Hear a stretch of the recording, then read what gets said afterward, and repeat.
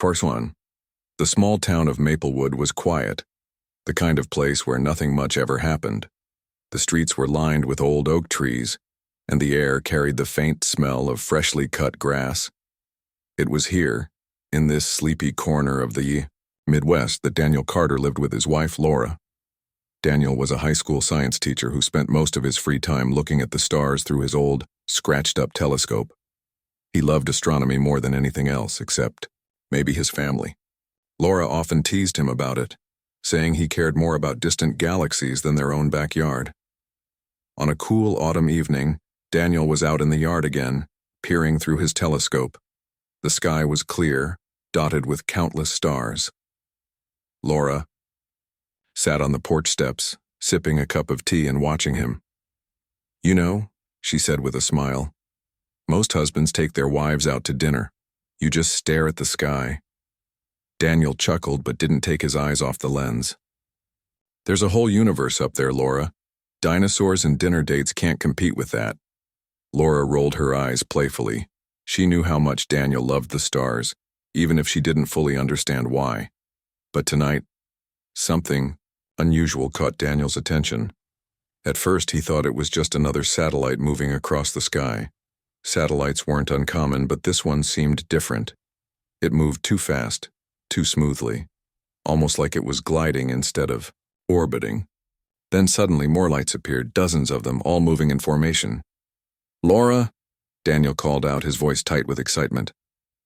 "Come look at this." She set her tea down and walked over to him. Peering through the telescope, she saw what had grabbed his attention.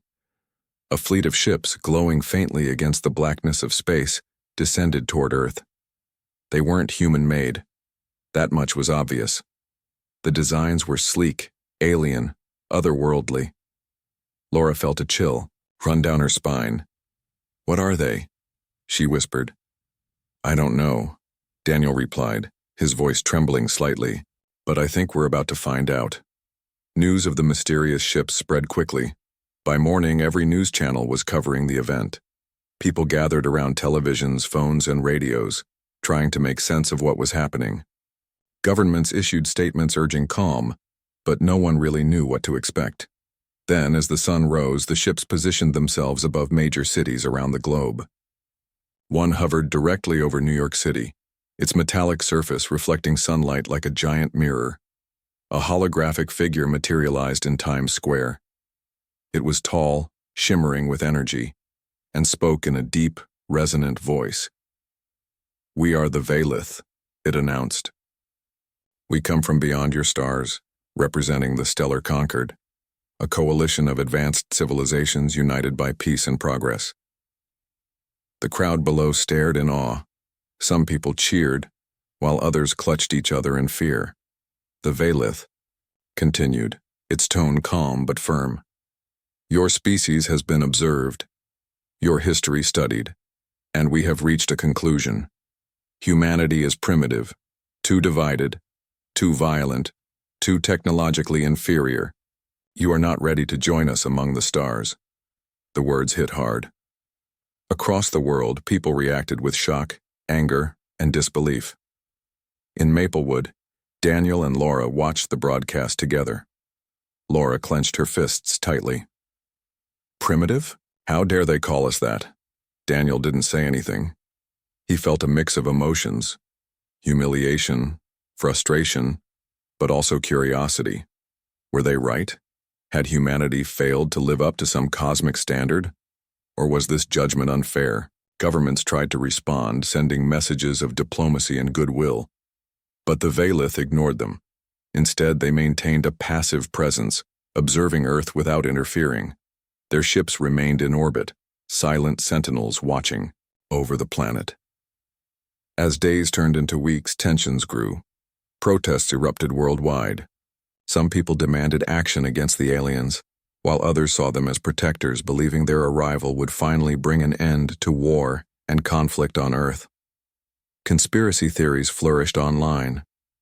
Was this really about humanity being deemed primitive, or was there something else going on? In Maplewood, life went on, though it wasn't the same. Daniel found himself thinking about the Valith constantly. He couldn't shake the feeling that there was more to their visit than met the eye. One night, unable to sleep, he went outside and looked up at the stars again. The Valith ship was still there, hovering silently above the horizon. Laura joined him, wrapping a blanket around her shoulders. "Do you think they'll ever leave?" "I don't know," Daniel admitted. "But I can't help wondering, what if they're wrong about us? What if we're capable of more than they think?" Laura smiled softly. "Maybe you should show them then. After all, you've always believed in the stars." Her words lingered in Daniel's mind long after they went back inside. Little did he know the Valith had plans far greater, and far darker, than anyone could imagine. Hidden beneath their diplomatic facade was a reconnaissance team, gathering data on Earth's defenses. They weren't here to judge humanity. They were here to prepare for war. Unbeknownst to the people of Earth, a storm was brewing in the vast expanse of space. The Valith weren't the only ones watching. Another alien faction, the Zarnok Horde, was coming, and when they arrived, humanity would be thrust into a conflict that would change everything. For now, though, the people of Earth remained unaware. They argued, protested, and hoped for answers. And Daniel Carter kept staring at the stars, dreaming of a future where humanity might prove itself worthy, not just to the Valith, but to the entire galaxy. Months had passed since the Valith arrived, and life on Earth had changed in ways no one could have predicted. The aliens kept their distance, hovering silently above cities and oceans, watching but not interfering. Their judgment of humanity, as primitive, still stung, but many people tried to move on with their lives. For some, it was easier said than done. In Chicago, Emily Dawson sat at her cluttered desk, staring at her laptop screen. She was a journalist, known for chasing stories that others ignored. Her editor often called her relentless, but Emily saw herself as someone who cared about the truth. Lately, though, finding the truth felt like trying to catch smoke with bare hands. Reports of strange disappearances near military bases had caught her attention. Soldiers, civilians, even entire families, gone without a trace. The official explanation? Unrelated incidents. But Emily didn't believe it. She decided to dig deeper. After hours of research, she stumbled upon a name, Ryan Mitchell, a former Marine turned conspiracy theorist. Ryan claimed the Valith were abducting people for experiments. Most dismissed him as paranoid, but Emily sensed there might be more to his story. She tracked him down to a small apartment on the outskirts of town. The place was messy, filled with papers, maps, and photos pinned to the walls. Ryan himself looked tired, his face lined with worry. "You're wasting your time," he said when Emily introduced herself. "No one listens." "I'm listening," Emily replied firmly. "Tell me what you know." Ryan hesitated, but eventually began talking. He spoke of secret meetings between government officials and the Valith, of underground facilities where humans were taken for testing. At first, Emily wasn't sure what to believe, but then Ryan showed her satellite images of a remote base in Alaska. There were too many Valith ships nearby for it to be coincidence. Together, they decided to investigate. Traveling to Alaska was no easy task, especially during the harsh winter months. The cold bit at their skin as they trudged through snow-covered forests, guided only by GPS coordinates Ryan had pieced together. When they finally reached the facility, it was heavily guarded. Barbed wire fences surrounded the compound and armed men patrolled the perimeter. "This is insane," Emily muttered under her breath. "What are we even doing here?" "We're finding the truth," Ryan said simply. They managed to sneak inside using an old maintenance tunnel Ryan had found on a map. Inside, the air was frigid, and the halls echoed with eerie silence. They moved cautiously, sticking to the shadows. What they discovered chilled them to the bone. Rows of glass tanks lined the walls, each containing a human suspended in liquid. Some were unconscious, others stared blankly, their eyes empty. It was horrifying. Before they could leave, alarms blared. Guards rushed in, shouting orders. Emily and Ryan ran, dodging bullets and narrowly escaping capture. They barely made it out alive, collapsing in the snow once they were far enough away. Breathing hard, Emily looked at Ryan. We need to tell someone. Everyone needs to know. But who would believe them? Governments around the world seemed complicit, either ignoring the Veilith's actions or outright supporting them. Emily realized that exposing the truth wouldn't be enough. They needed proof. Meanwhile, back in Maplewood, Daniel Carter couldn't stop thinking about the Veilith. Something about their technology fascinated him. One evening, while walking home from the grocery store, he spotted a strange glow coming from a nearby field. Curious, he approached and found the wreckage of a Veilith drone. Its sleek surface was cracked and parts of it lay scattered across the ground. Daniel's heart raced. This was his chance to understand them, to prove that humanity wasn't as primitive as they thought. He carefully gathered pieces of the drone and took them back to his garage. Sophie Bennett, his neighbor and a retired engineer, noticed his late-night tinkering and offered to help. Together, they examined the alien tech, marveling at its complexity. It's like nothing I've ever seen, Sophie said, holding up a glowing circuit board. This thing doesn't run on electricity, at least not the kind we use. Daniel nodded. It's quantum-based. I read about this in theory, but I never thought it was possible. After weeks of trial and error, they managed to activate a small part of the device. It emitted a faint hum, vibrating with energy. Though they didn't fully understand how it worked, they knew it was powerful. Daniel felt a spark of hope. If they could harness this technology, maybe humanity could stand on equal footing with the Veilith. As days turned into weeks, tensions on Earth continued to rise. Underground resistance groups formed, determined to fight back against the Veilith. Some believed violence was the answer. Others sought peaceful solutions. Among these groups was Marcus Hale, a charismatic leader who inspired people to unite despite their differences. He traveled from town to town, spreading a message of resilience. We've been pushed around for too long, Marcus told a crowd, gathered in a dimly lit barn. The Veilith think we're weak, but they're wrong. We're stronger together. And if they won't respect us, we'll make them. His words resonated with many, including Laura Carter. Back in Maplewood, she organized a network of civilians to provide aid and shelter to refugees displaced by the chaos. Her efforts earned her recognition as a symbol of hope in dark times. Using hacked communication channels, she broadcast messages encouraging unity and courage. Don't give up, she said in one broadcast. We may not have their ships or weapons, but we have something they don't. Heart.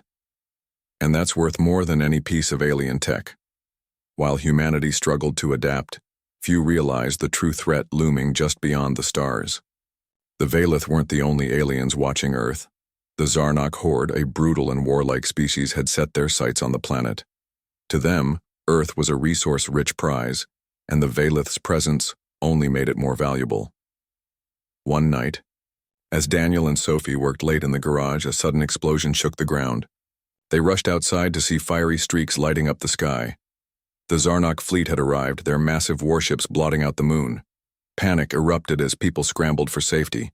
The Veilith immediately engaged in combat, transforming Earth into a battlefield. Cities crumbled under the onslaught and millions perished in the opening hours of the invasion. Humanity found itself caught in the crossfire of two alien superpowers. Despite the destruction, Daniel and Sophie refused to give up. Their makeshift device proved surprisingly effective against both sides, hinting at untapped potential in human ingenuity. Emily and Ryan, now free after escaping captivity during the chaos, reunited with members of the Resistance. Armed with critical intel about the Veilith's weaknesses, they joined forces with Marcus and others to fight back. For the first time, humanity set aside its differences to focus on survival. Laura, inspired by her husband's bravery, redoubled her efforts to support the Resistance. She became a beacon of hope, reminding everyone that even in the darkest moments humanity could rise above. As the battle raged on, it became clear that Earth's fate hung in the balance. The Veilith, once dismissive of humanity, began to see the strength and determination of the species they had judged so harshly. Ambassador Kale reluctantly acknowledged that Earth might possess qualities worth preserving. He offered a fragile alliance, but only if humans proved their worth in the ongoing war. For Daniel, Laura, Emily, Ryan, and countless others, the fight was far from over. But one thing was certain: humanity was no longer content to be labeled primitive. They were ready to show the galaxy what they were truly made of. The war had come to Earth, and it was unlike anything humanity had ever faced. The skies burned with fire as the Vaylith and the Zarnok horde clashed above cities, oceans, and forests. Explosions lit up the horizon, shaking the ground below. Buildings crumbled, and the air was thick with smoke and ash. People ran for their lives, clutching whatever belongings they could carry. It was chaos. But amidst the destruction, something unexpected began to emerge: humanity's resilience. In Maplewood, Daniel Carter and Sophie Bennett worked tirelessly in Daniel's garage. Their makeshift device, powered by salvaged Vaylith technology, had proven surprisingly effective against both alien factions. At first, it was just a small invention, a crude weapon that emitted pulses of energy capable of disrupting shields and disabling ships. But as word spread, people started showing up at Daniel's door asking for help. Neighbors, strangers, even members of the resistance brought tools, materials, and ideas. Together, they turned the garage into a workshop, building more devices and improving the design. "It's not perfect," Sophie admitted one night as she tested a new prototype, "but it's something." "Something is better than nothing," Daniel replied, his hands covered in grease. He looked exhausted but determined. "If we can hold our own, even for a little while, maybe the Vaylith will see we're not as weak as they thought." Meanwhile, Laura Carter organized survivors in Maplewood. She set up a shelter in the town hall, turning it into a safe haven for families who had lost everything. Using her broadcasts, she coordinated food deliveries, medical supplies, and volunteers. Her voice became a lifeline for many, offering hope when there seemed to be none. "You don't have to fight to make a difference," she told a group of teenagers who wanted to join the resistance. "Helping each other. That's how we survive." Hundreds of miles away, Emily Dawson and Ryan Mitchell joined forces with Marcus Hale and his growing resistance movement. Armed with intel about the Vaylith's weaknesses, they launched daring missions behind enemy lines. One such mission took them to a heavily guarded Vaylith outpost near Chicago. The goal was simple: steal weapons and data that could give humanity an edge in the war. The operation didn't go smoothly. Guards spotted them almost immediately, forcing Emily, Ryan, and their team to fight their way out. Bullets whizzed past, and explosions rocked the ground beneath their feet. But they succeeded, escaping with crates of alien tech and valuable information. "This changes everything," Marcus said later, examining the stolen equipment. "We can use this to turn the tide." Emily nodded, though her mind was elsewhere. She thought about the people they'd lost during the raid, good people who had sacrificed themselves so the mission could succeed. The weight of their deaths pressed down on her, but she pushed through. There was no time to grieve. Not yet. As the war dragged on, humanity began to adapt. Resistance fighters used guerrilla tactics, striking quickly and disappearing before the aliens could retaliate. Civilians learned to live underground, creating hidden networks of tunnels and bunkers. Farmers grew crops in secret, ensuring there would still be food despite the devastation above. Even children played a role, acting as messengers or scouts. The Vaylith noticed. Ambassador Kale, once dismissive of humanity, found himself reassessing his judgment. Reports from the front line spoke of humans fighting with unmatched determination. They were resourceful, inventive, and fearless. Some Vaylith commanders argued that Earth should be abandoned. It was too costly to defend. But Kyle insisted, they stay. If humanity could evolve so rapidly under pressure, perhaps they deserved a second chance. "We underestimated them," Kyle admitted during a meeting with his advisors. "They are not primitive. They are remarkable." But the Zarnok horde showed no mercy. Ruthless and relentless, they viewed Earth as a prize to be claimed. Their massive warships rained destruction from above, targeting cities and military bases alike.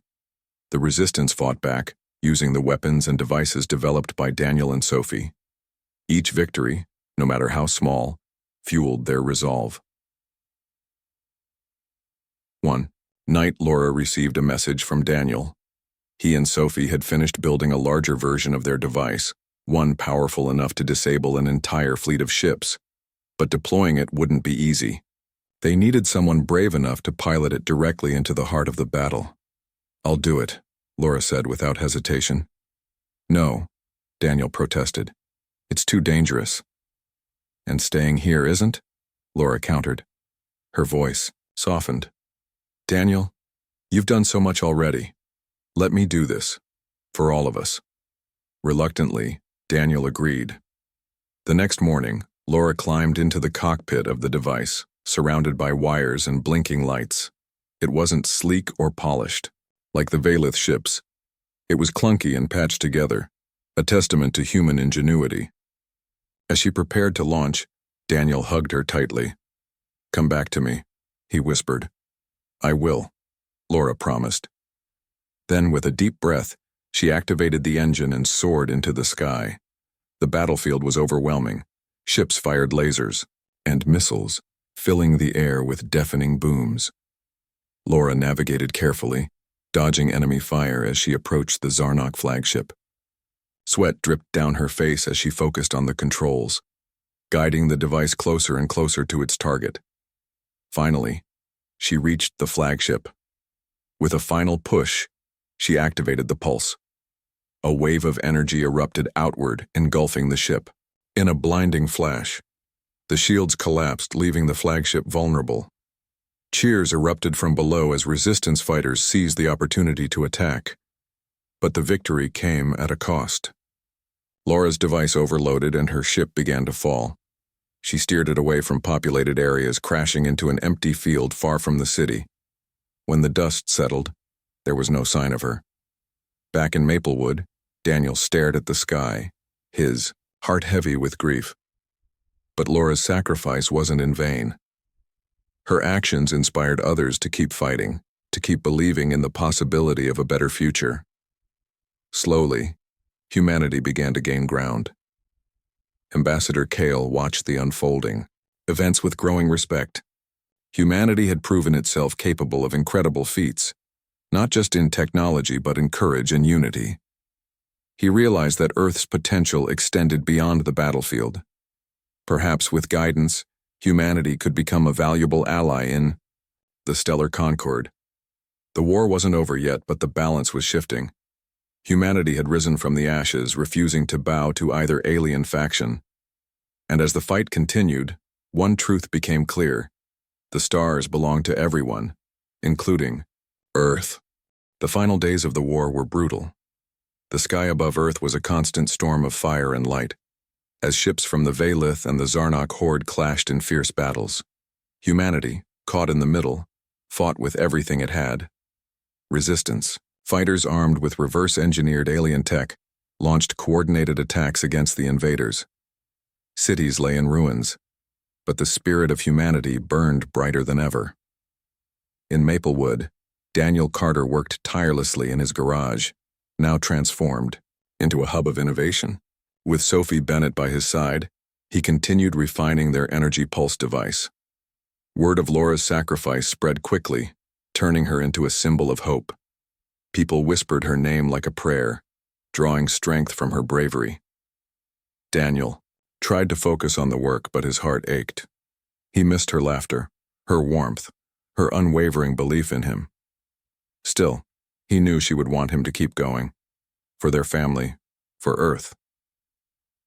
"Daniel," Sophie said one evening, placing a hand on his shoulder, "you can't carry this alone, let us help."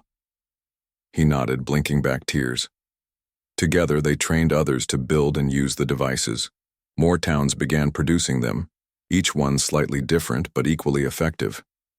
Humanity was learning, fast adapting to the challenges of the war. It wasn't just about surviving anymore. It was about proving they belonged among the stars. Emily Dawson and Ryan Mitchell led daring missions alongside Marcus Hale's resistance forces.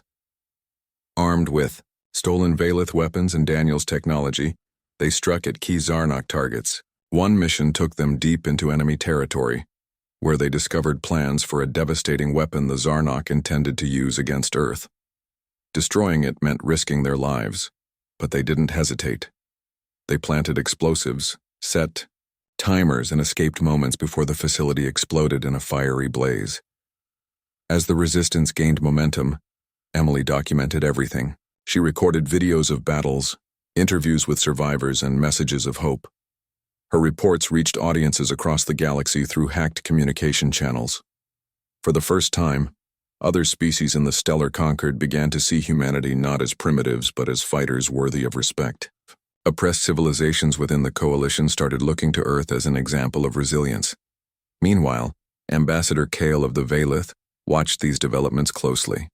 His initial judgment of humanity had been wrong, and he knew it. Reports from the front line spoke of humans who refused to give up, even when faced with overwhelming odds. They adapted, innovated, and stood together. Kyle realized that humanity's greatest strength wasn't its technology, it was its unity. He called for a meeting with Earth's leaders, bringing Daniel, Sophie, and Marcus into the discussion. The setting was tense. No one trusted the Valith completely. But Kale's tone was different this time, respectful, almost apologetic. "You have proven yourselves," he said. "Your species is far stronger than we believed. We offer you an alliance, not as subordinates, but as equals." Marcus frowned. "Why should we trust you? You dismissed us as primitive months ago." Kale hesitated before responding. "Because your actions have shown us what we failed to see. You are capable of greatness. And if we do not stand together now, the Zarnok will destroy us all." After much debate, humanity agreed to join forces with the Valith. It wasn't an easy decision, but they understood the stakes. Working together, they devised a plan to end the war once and for all. The climactic battle took place above Earth's atmosphere. Ships from both sides filled the sky, locked in a deadly dance. At the center of it all was the Zarnok flagship, a monstrous vessel bristling with weapons. Its destruction was the only way to break the Horde's grip on the planet. Laura's final mission had weakened the flagship, but it still posed a grave threat. This time, Daniel volunteered to lead the assault. With a team of skilled pilots, including Ryan and Marcus, he boarded a modified human ship equipped with the latest version of his pulse device. The plan was simple yet dangerous. Infiltrate the flagship, disable its core, and escape before it collapsed. As they approached the massive ship, lasers streaked past, narrowly missing their craft. Inside, alarms blared, and Zarnok soldiers scrambled to defend their command center. The team split up, creating distractions while Daniel and Ryan made their way to the core. Every step felt heavier than the last, the air thick with tension. When they finally reached the core, Daniel activated the device. A low hum filled the room as energy surged through the system. The lights flickered, and sparks flew from the walls. Ryan grabbed Daniel's arm. "We need to go. Now." They ran back toward the exit, dodging falling debris and enemy fire. Behind them, the core began to destabilize. Explosions rocked the ship, sending shockwaves rippling outward. Just as they reached their shuttle, the flagship erupted in a blinding flash of light, collapsing into itself. Back on Earth, people watched the skies anxiously. When the flagship fell, cheers erupted. The tide of the war had turned. Without their leader, the Zarnok forces retreated, leaving Earth victorious, but scarred. In the aftermath, humanity faced the monumental task of rebuilding. Cities were reduced to rubble, and millions mourned loved ones lost in the conflict. But there was also hope. Earth had proven itself not just to the Valith, but to the entire galaxy. Ambassador Kale addressed the world once more, this time offering genuine partnership. "Humanity has earned its place among the stars," he declared. "Together we will build a future where peace and progress are shared by all." Earth was invited to join the stellar conquered, not as inferiors but as valued members. Slowly, life began to return to normal. Survivors rebuilt homes, schools, and communities.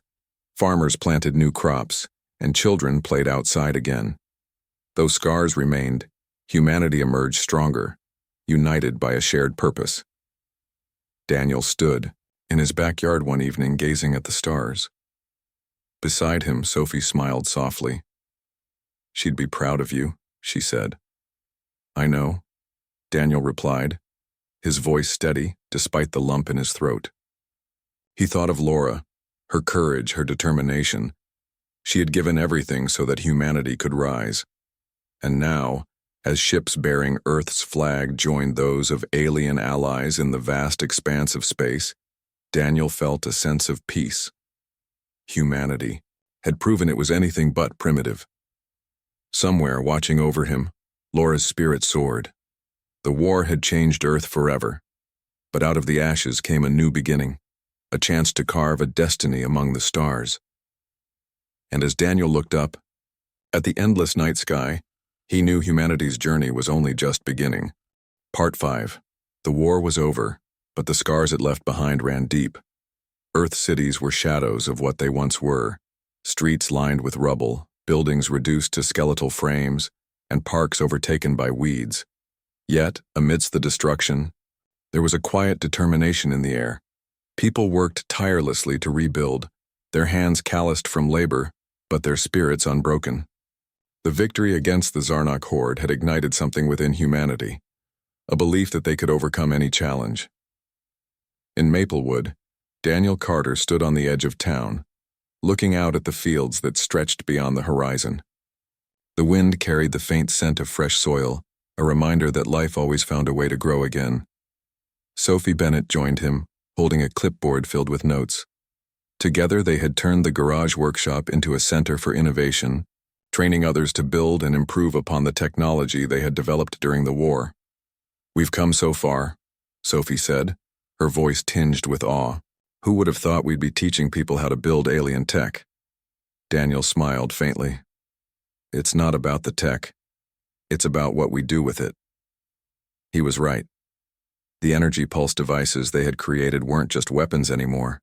They were tools for rebuilding. Engineers adapted them to clear debris, power generators, and even purify water. Across the globe, similar innovations emerged as humanity harnessed its newfound knowledge. For the first time in history, nations truly worked together, sharing resources and ideas without borders or barriers. Emily Dawson walked through the ruins of Chicago, her camera slung over her shoulder. She had spent months documenting the war, capturing moments of both despair and triumph. Now she focused on the recovery effort. Everywhere she looked, she saw signs of resilience. Families salvaged bricks from collapsed homes to build new ones. Children painted murals on cracked walls, turning devastation into art. Even the smallest acts of kindness, sharing food, offering shelter, spoke volumes about the strength of the human spirit. But Emily couldn't shake the feeling that her work wasn't done yet. Her reports had reached audiences across the galaxy, inspiring hope among oppressed species within the stellar conquered. She knew the fight for equality didn't end with the Zarnok horde. There were still injustices to expose, stories to tell. As she snapped photos of workers clearing rubble, she made a decision. She would continue reporting, not just for Earth, but for anyone who needed a voice. Ryan Mitchell leaned against the hood of an old truck, watching Marcus Hale address a crowd of volunteers. The resistance leader had become a symbol of unity, traveling from town to town to rally support for the rebuilding effort. His speeches were simple but powerful, reminding people why they had fought so hard. "We didn't win this war just to survive," Marcus declared, his voice steady and strong. "We won it so we could build something better, something lasting." Ryan nodded in agreement. He had seen too much death, too much suffering to let the sacrifices go to waste. Still, he couldn't help feeling uneasy. The Valeth had offered humanity a place in the stellar conquered, but trust didn't come easily after everything that had happened. Ryan kept his rifle close, just in case. Laura's memory lingered in everyone's minds, especially Daniel's. Though she was gone, her legacy lived on. In Maplewood, a statue was erected in her honor, a simple figure of a woman standing tall, gazing toward the stars. Every day, people left flowers at its base, whispering thanks for her bravery. Daniel visited often, sitting quietly beside it, as if talking to her. "You changed everything," he murmured one evening. "Without you, we wouldn't have made it this far." He wished she could see how far humanity had come. Ships bearing Earth's flag now traveled alongside those of the Valith, exploring distant planets and forging alliances. Humanity's role in the stellar concord grew stronger each day, earning respect from species that had once dismissed them. As primitive Ambassador Kale watched these developments with quiet satisfaction, he had underestimated humanity and he admitted it freely. During a meeting with Earth's representatives, he praised their ingenuity and determination. "You have proven yourselves worthy," Kale said, "not just as warriors but as builders of peace." The words meant more than any treaty or alliance. They validated everything humanity had endured, the pain, the loss, the struggle. It wasn't just about proving themselves to others, it was about proving themselves to themselves. As months passed, Earth began to heal. New schools opened their doors, welcoming children eager to learn about the stars. Farmers planted crops in fields once scorched by fire, nurturing life from ashes. Artists painted murals depicting the war and its aftermath, ensuring future generations would remember the cost of freedom. But the galaxy was vast and challenges remained. Oppressed species within the stellar concord reached out to Earth, seeking guidance and support. Emily accompanied diplomatic missions, using her skills as a journalist to amplify their voices. Resistance fighters inspired by Earth's example began rising up against tyranny, sparking movements across the stars. One night, Daniel sat on his porch, staring at the sky. Beside him, Sophie tinkered with a small device, humming softly to herself. The air was cool, carrying the promise of autumn. "What happens next?" Sophie asked, glancing at him. Daniel shrugged. "I don't know. But whatever it is, we'll face it together." Together. That was the key. Humanity had learned the hard way that division only weakened them. United, they had proven capable of extraordinary things. And as Daniel gazed at the stars, he felt a sense of hope. The road ahead wouldn't be easy, but humanity was ready. They had faced the darkness and emerged stronger, wiser, and more determined than ever. Somewhere Laura smiled. Her sacrifice hadn't been in vain. It had sparked a fire within humanity, a fire that would light their path among the stars.